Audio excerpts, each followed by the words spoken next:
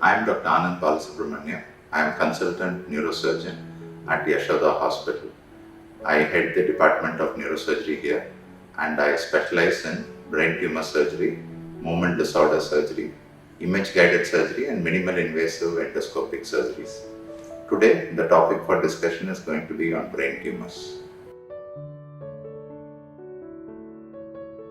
All cancers are tumors, but all tumors are not cancers. Tumor means abnormal growth. The abnormal growth can be benign or malignant. Malignant is called cancerous, benign is called ordinary tumors. We may have seen people with swelling in the forehead, swelling in the arms, lumps here and there. They may be ordinary tumors, but they are all not cancers. Some of them may be cancerous. Cancerous means they destroy the tissue locally and they have the ability to spread into distant places also. Then they are called cancers. Only growth of tissue in the local area without destruction is just a benign tumor. So all tumors are not cancers. So one need not be afraid if they have a tumor that it is cancerous. It has to be checked to rule out cancer. Any tumor in the brain is a space occupying lesion. That means it occupies space within the brain. Thereby, it increases the pressure inside the head, so it can produce progressively worsening headaches. The headaches can get severe over a period of time. They may have early morning headaches. It may result in vomiting, blurring of vision, and this may produce relief of headache once the vomiting is done. These patients also may have dysfunction of the nerves from which the brain tumor is arising or it is pressing. For example, if it is pressing on the nerve involving movement of the hand or leg, there may be weakness of the hands or legs. If the tumor is pressing upon the nerve that is producing, say, hearing, or it is producing movement of the face, they may have weakness of movement of the face or they may not be able to hear well. So like this, there could be what is called as neurological deficit. That means lack of function of movement of any part of the body, or there could be raised intracranial pressure features like headache, vomiting, blurring of vision, or some of them can present with seizures, what is called as fits. So this can irritate the nerves of the brain and produce fits. So all these can be indications that something is wrong with the brain and nerve cells, and they will require a scanning or imaging to rule out a brain tumor. Brain tumors, all of them do not have a proper cause or etiology. Some of them can be genetic, some of them run in families, some of them can be caused by radiation exposure, and some of them the cause is not known. To be honest, most of the tumors the cause is not known. A few of them run in families like neurofibromatosis. So that can run in families. There are some tumor producing syndromes that can be genetic. However, most of the tumors, majority of the brain tumors are what is called sporadic or spontaneous, and they do not have any genetic or hereditary basis. They can appear in children or in adults spontaneously without any particular reason.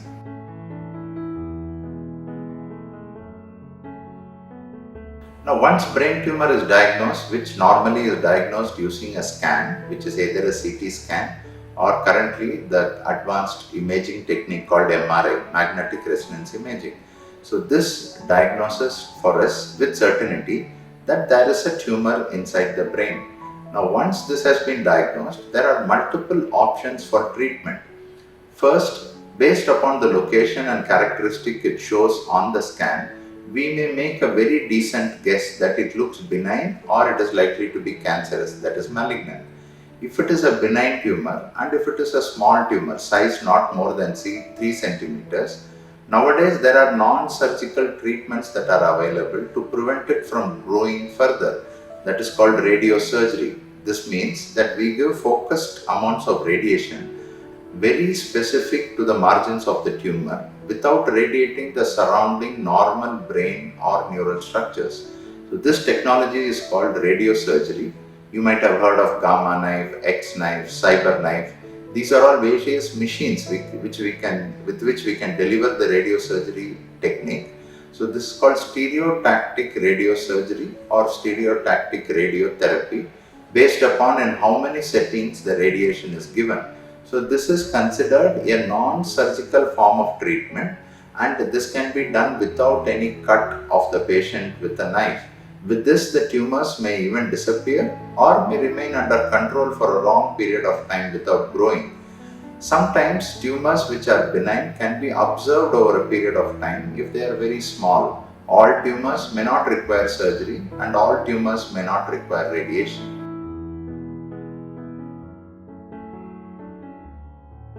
As we know, the pandemic of COVID-19 has affected all the people all over the world and in all walks of life. So even people who have got brain tumors have got affected because of this. One of the reasons in which they are affected is they are not able to get timely treatment, because in the initial period of lockdown, we were not doing elective surgeries. So only emergency patients were being treated. So once there is a delay in treatment, these tumors may tend to grow and the patient may become more symptomatic before we are able to operate on the patient. Secondly, malignant tumors which require radiotherapy and chemotherapy should not have a gap in the treatment. If that happens, then the tumor can spread and become even resistant to the treatment that is being offered. Most of these patients do not have treatment available locally and they have to travel large distances to come to major cities, bigger institutions to get the treatment done.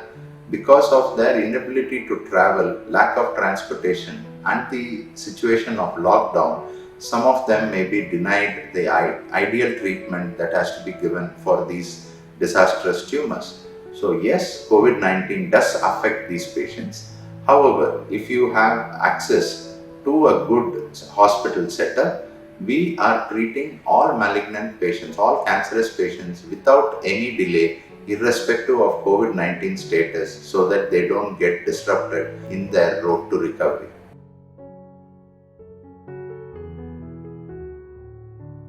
Seizures is a common phenomenon. All our brains have a nature to seize, to produce epilepsy or fits, because it's all electrical activity. But all of us have well controlled brain and nervous system, so all of us do not have an epilepsy or a fit. But anybody who undergoes a surgery, or anybody who undergoes a trauma to the head, or anybody who has a problem with the brain, like a circulation, or there is a tumor in the brain, can have irritation of the nerve cells and produce seizures.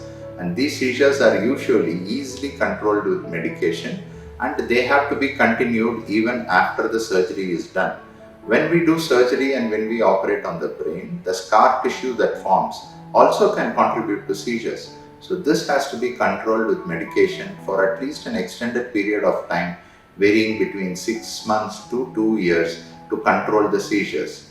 Once the seizures are well controlled and there have been no further episodes of seizures, then patient may stop the anticonvulsant or anti-seizure medication.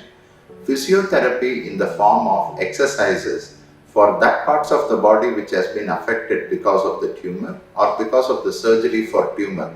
For example, if they have paralysis of the hand or the leg or of the face, because of weakness of the nerves that are injured during surgery or by the tumor, can recover well with good rehabilitation care and physiotherapy. So post-operative rehabilitation and physiotherapy is a must in all brain tumor patients, especially if they have focal neurological dysfunction or deficits.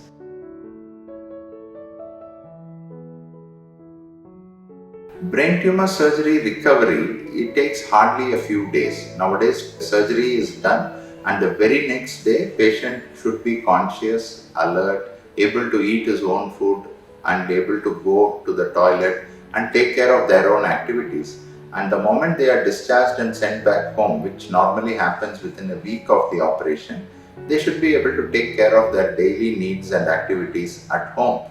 And normal activity as in joining work and duty can resume as early as possible, as early as maybe even 2 or 3 weeks after the operation is over. Regular follow-ups are needed by imaging and can be done even through teleconsultation during this COVID-19 period. and all that is needed is a CT scan or MRI, which can be obtained in any part of the country as of today, and even the images can be shared over teleconsultation, and we can assess the wellness of the patient by a video call or a teleconsultation. So yes, follow-up is definitely possible with COVID-19 patients. So do not ignore a regular follow-up even if you have to stay at home. The doctors are definitely accessible through teleconsultation.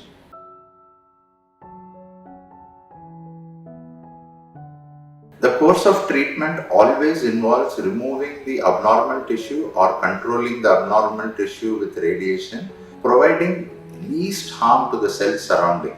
But if the tumor happens to be present very close to very important nerve structures, definitely they are at a risk of getting damaged.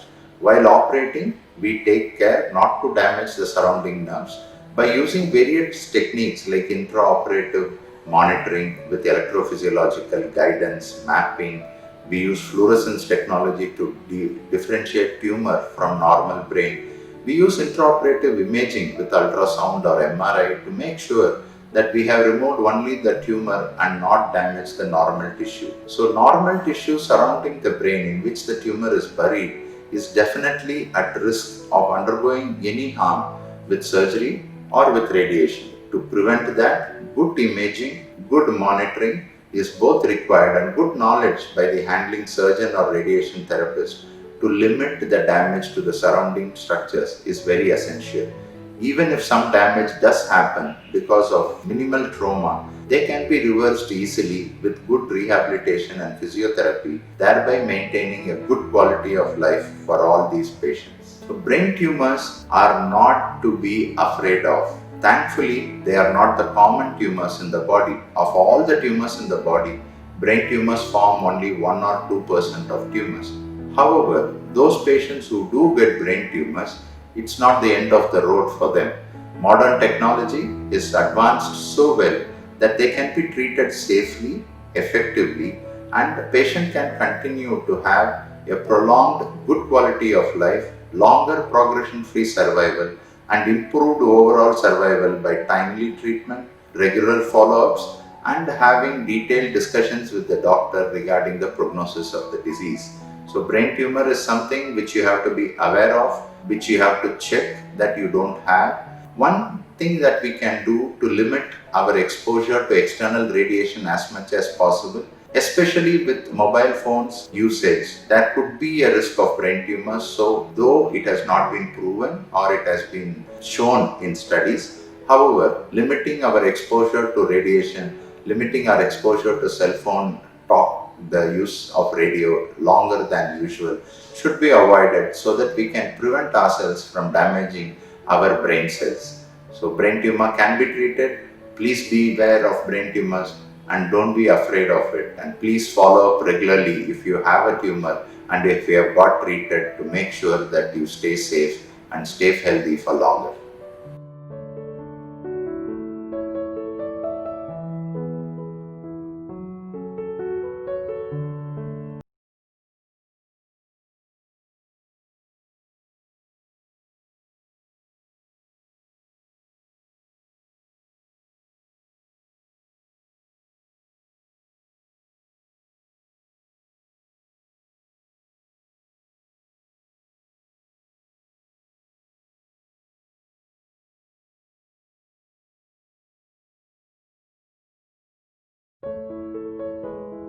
I am Dr. Anand Balasubramanian. I am consultant neurosurgeon at Yashoda Hospital. I head the department of neurosurgery here, and I specialize in brain tumor surgery, movement disorder surgery, image guided surgery, and minimal invasive endoscopic surgeries. Today, the topic for discussion is going to be on brain tumors. All cancers are tumors, but all tumors are not cancers. Tumor means abnormal growth. The abnormal growth can be benign or malignant. Malignant is called cancerous, benign is called ordinary tumors. We may have seen people with swelling in the forehead, swelling in the arms, lumps here and there. They may be ordinary tumors, but they are all not cancers. Some of them may be cancerous. Cancerous means they destroy the tissue locally and they have the ability to spread into distant places also. Then they are called cancers. Only growth of tissue in the local area without destruction is just a benign tumor. So all tumors are not cancers. So one need not be afraid if they have a tumor that it is cancerous. It has to be checked to rule out cancer. Any tumor in the brain is a space occupying lesion. That means it occupies space within the brain. Thereby, it increases the pressure inside the head, so it can produce progressively worsening headaches. The headaches can get severe over a period of time. They may have early morning headaches. It may result in vomiting, blurring of vision, and this may produce relief of headache once the vomiting is done. These patients also may have dysfunction of the nerves from which the brain tumor is arising or it is pressing. For example, if it is pressing on the nerve involving movement of the hand or leg, there may be weakness of the hands or legs. If the tumor is pressing upon the nerve that is producing, say, hearing, or it is producing movement of the face, they may have weakness of movement of the face, or they may not be able to hear well. So like this, there could be what is called as neurological deficit. That means lack of function of movement of any part of the body, or there could be raised intracranial pressure features like headache, vomiting, blurring of vision, or some of them can present with seizures, what is called as fits. So this can irritate the nerves of the brain and produce fits. So all these can be indications that something is wrong with the brain and nerve cells, and they will require a scanning or imaging to rule out a brain tumor. Brain tumors, all of them do not have a proper cause or etiology. Some of them can be genetic, some of them run in families, some of them can be caused by radiation exposure, and some of them the cause is not known. To be honest, most of the tumors the cause is not known. A few of them run in families like neurofibromatosis. So that can run in families. There are some tumor producing syndromes that can be genetic. However, most of the tumors, majority of the brain tumors are what is called sporadic or spontaneous, and they do not have any genetic or hereditary basis. They can appear in children or in adults spontaneously without any particular reason.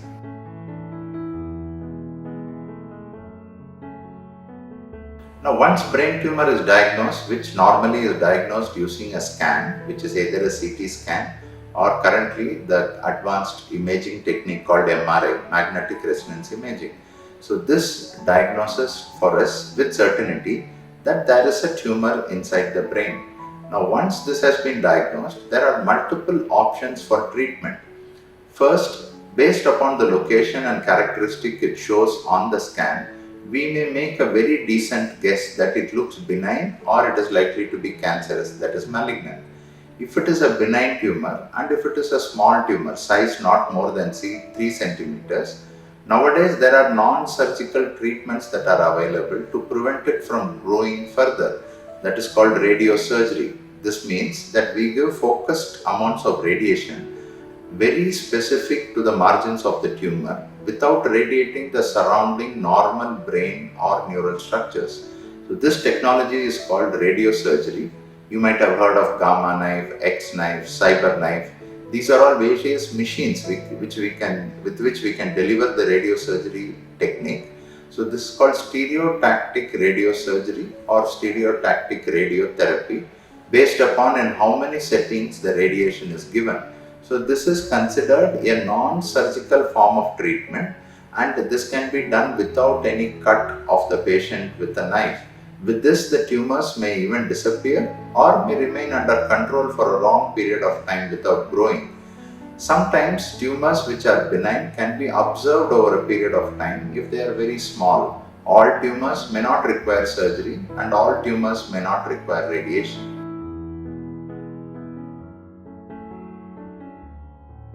As we know, the pandemic of COVID-19 has affected all the people all over the world and in all walks of life. So even people who have got brain tumors have got affected because of this. One of the reasons in which they are affected is they are not able to get timely treatment, because in the initial period of lockdown, we were not doing elective surgeries. So only emergency patients were being treated. So once there is a delay in treatment, these tumors may tend to grow and the patient may become more symptomatic before we are able to operate on the patient. Secondly, malignant tumors which require radiotherapy and chemotherapy should not have a gap in the treatment. If that happens, then the tumor can spread and become even resistant to the treatment that is being offered. Most of these patients do not have treatment available locally and they have to travel large distances to come to major cities, bigger institutions to get the treatment done. Because of their inability to travel, lack of transportation, and the situation of lockdown, some of them may be denied the ideal treatment that has to be given for these disastrous tumors. So yes, COVID-19 does affect these patients. However, if you have access to a good hospital setup, we are treating all malignant patients, all cancerous patients without any delay, irrespective of COVID-19 status, so that they don't get disrupted in their road to recovery.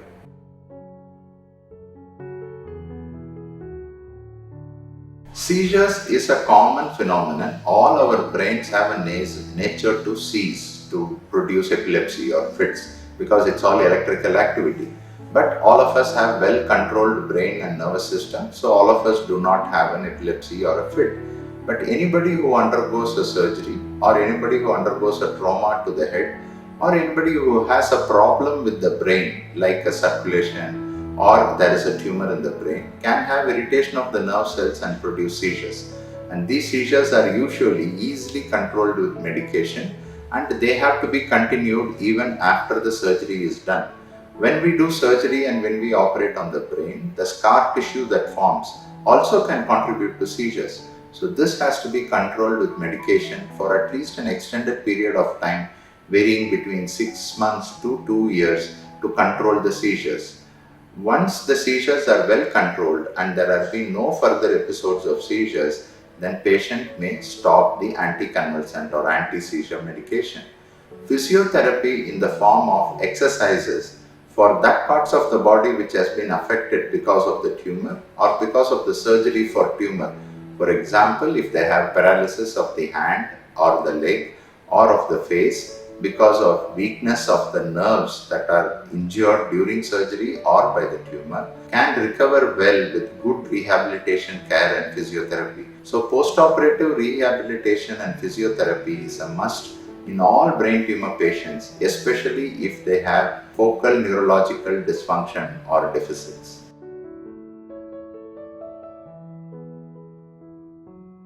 Brain tumor surgery recovery, it takes hardly a few days. Nowadays, surgery is done and the very next day, patient should be conscious, alert, able to eat his own food and able to go to the toilet and take care of their own activities.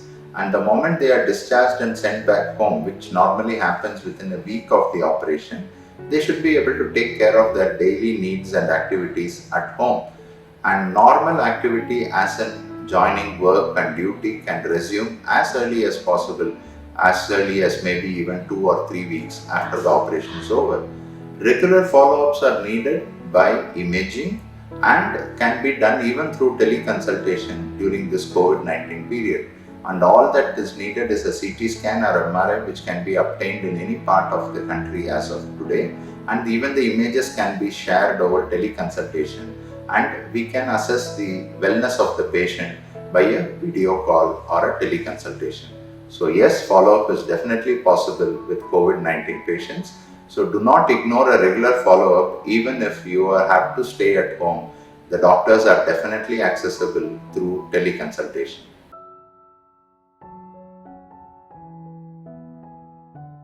The course of treatment always involves removing the abnormal tissue or controlling the abnormal tissue with radiation, providing least harm to the cells surrounding. But if the tumor happens to be present very close to very important nerve structures, definitely they are at a risk of getting damaged. While operating, we take care not to damage the surrounding nerves by using various techniques like intraoperative monitoring with electrophysiological guidance, mapping. We use fluorescence technology to differentiate tumor from normal brain.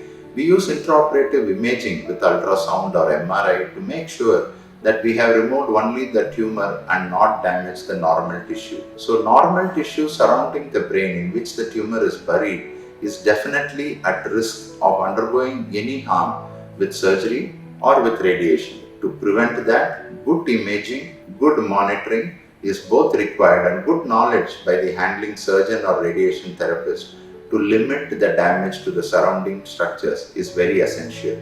Even if some damage does happen because of minimal trauma, they can be reversed easily with good rehabilitation and physiotherapy, thereby maintaining a good quality of life for all these patients. So, brain tumors are not to be afraid of. Thankfully, they are not the common tumors in the body. Of all the tumors in the body, brain tumors form only 1 or 2% of tumors. However, those patients who do get brain tumors, it's not the end of the road for them. Modern technology is advanced so well that they can be treated safely, effectively, and the patient can continue to have a prolonged good quality of life, longer progression-free survival, and improved overall survival by timely treatment, regular follow-ups, and having detailed discussions with the doctor regarding the prognosis of the disease. So, brain tumor is something which you have to be aware of, which you have to check that you don't have. One thing that we can do to limit our exposure to external radiation as much as possible, especially with mobile phones usage, there could be a risk of brain tumors. So, though it has not been proven or it has been shown in studies, however, limiting our exposure to radiation, limiting our exposure to cell phone talk, the use of radio longer than usual should be avoided so that we can prevent ourselves from damaging our brain cells. So, brain tumor can be treated. Please be aware of brain tumors and don't be afraid of it. And please follow up regularly if you have a tumor and if you have got treated, to make sure that you stay safe and stay healthy for longer.